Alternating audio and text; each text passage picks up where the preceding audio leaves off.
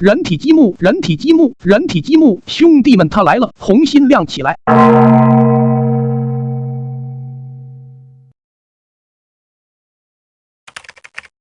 在东部的一个小镇上，发生了一起让人恐惧的案件，多名女性被凶手切割成了方块，做成了积木玩具。这天早晨，不知道哪个粉丝家的大公鸡开始叫了。而我们的牛大胆却扛着一个音响，准时来到了一个广场上，准备今天的热身运动。这时他看到广场中央有一个箱子，于是走上前看了看，这箱子没人要了吗？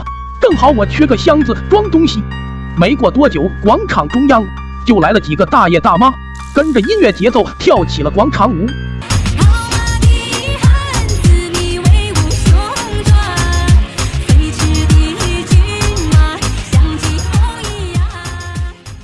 9点的时候，牛大胆准备拿着箱子回家，但他发现这箱子很重。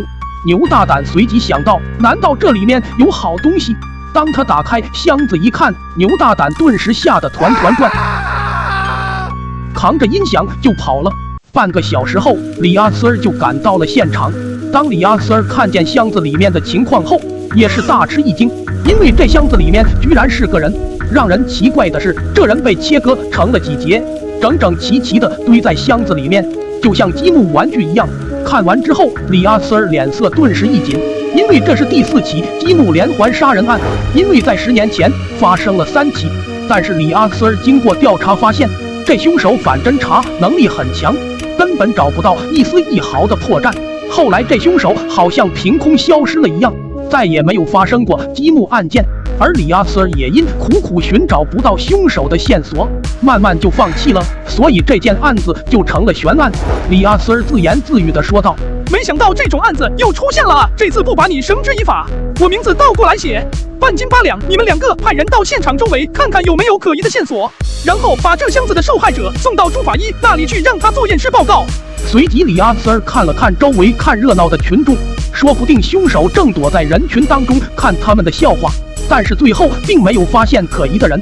第2天，朱法医拿着检验报告说道：“根据我检验得知，受害者名叫喇叭花，身高1.6米，年龄23岁左右，死亡时间大概在5天前。受害者生前被冰冻过。”李阿斯一听想到，5天前，可是最近几天没有人来报失踪案啊，这就奇怪了。这起积木案跟10年前的案子差不多，手法都基本上一模一样。受害者先是被冰冻，然后被切割。那有没有检测出凶手的痕迹？没有，这个凶手智商很高，痕迹处理得干干净净，跟10年前一样，检验不到任何的线索痕迹。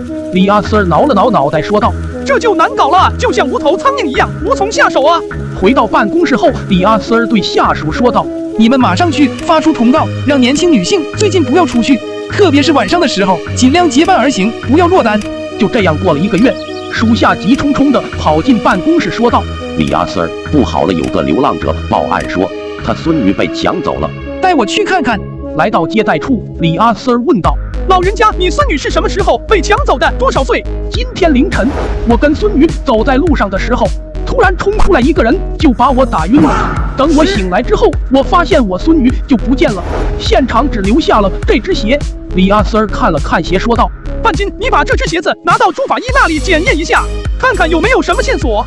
8两，你跟我去下现场看看。”没过多久，就来到了现场。李阿斯，就是这里了，你一定要帮我把孙女找到啊！我就她一个亲人了。